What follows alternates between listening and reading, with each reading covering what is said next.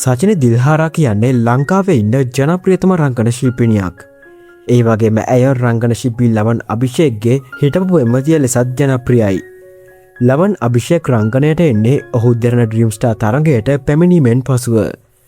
ලවන් සහ සචිනය අතර සම්බන්ධය ඇතිවෙන්නේ ලවන් ඩ්‍රීම්ස්ටාර් වේදිකාවට එන්නත් කලින් සිට.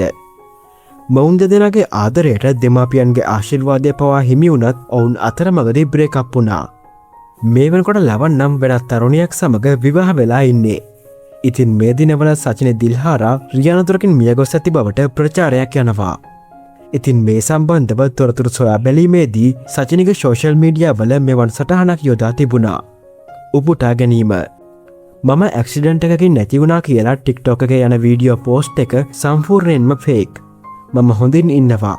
කෝල් කරලා චෙක් කරපු හැමෝටම ගොඩක් ස්තුතියි. කවුරුත් මේ ෆේක් නිවුස් එක විශ්වාස කරන්න එපා. උපුටා ගැනීම අවසන්. මෙවැනි අලුත්ම ගොසිප්ස් ඉදිරියටත් බලන්න සබස්ක්‍රයිබ් කර රැඳී සිටින්න අප සමග.